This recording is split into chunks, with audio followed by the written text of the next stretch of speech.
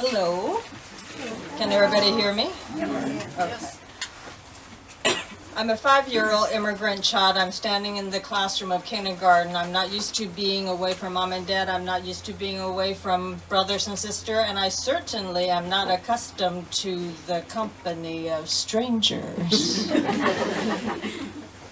The only grown-up in the room, called teacher, said something which sounded like wah wah wah to me because I don't know English. And then after she said wah wah wah, all the kids got up and started running around and they're loud and I'm lost. I'm at the center of this whirlpool of activity and I don't know what's going on.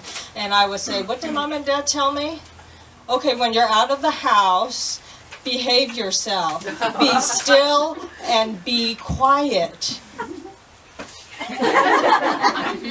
And all the kids are still running around and they're running around and they're loud. And what else did mom and dad tell me? Kids, when they're in public, when they're loud and they run around, they're behaving like Sangfan, which kindly translates as feral. Okay, mom and dad. You know, they're happy, they're loud, and they're running around, but but after all, the grown-up called teacher said wah wah wah, and then they did this. So, mom and dad, you didn't put me in school with feral kids, did you? Okay, that's not helping. I don't understand. Everything you've taught me, mom and dad, I still don't understand. Don't panic, don't panic, don't panic. 1 + 1 is 2. 1 + 1 is 2. Don't panic, don't panic, don't panic. And just as I hit that edge, a full-on freak-out meltdown, which I later learned to call cultural disorientation in grad school, which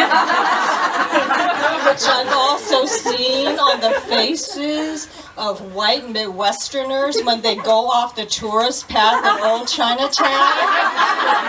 Yeah, and they find themselves in back alleys, and that expression that slowly grows on their face, like, get me out of here.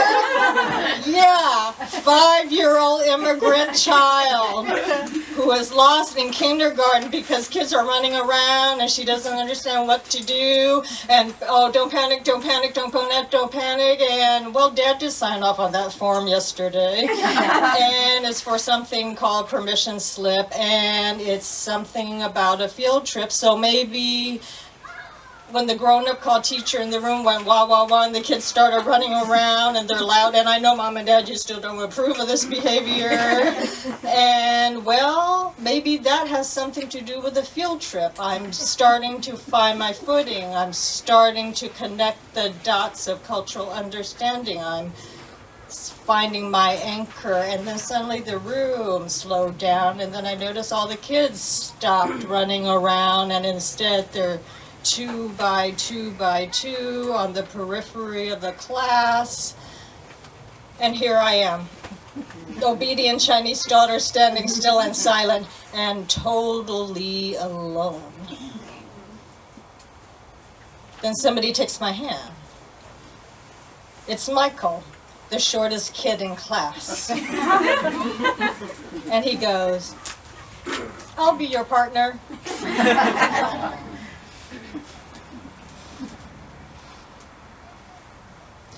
Many years have passed since that day in kindergarten, and it's only with time that I realized how important that moment has been in my life. A 5-year-old taught me what kindness should be that day. And that gesture of taking a chance on difference and friendship has guided my life. Since that day, I've stepped into many rooms that are unfamiliar and unknown, and it doesn't faze me. Whatever trepidation and fear that other people may feel when they're confronted with the unfamiliar, I simply left it on that floor of that classroom of that kindergarten that day. And in recent years, when I hear the mean talk about people who are different and how they're bad and they're suspect and they're dangerous, I go back to that day in kindergarten and I think about how I could have just stuck with what I knew as an obedient Chinese daughter, standing still and silent, and I could have passed judgment on all that wild activity around me, and I could have called it feral and bad and suspicious and keeping it all at arm's length and not wanting any part of it. But Michael took my hand and showed me great kindness. And because he did that so early on, I learned that being different and being kind is not either or.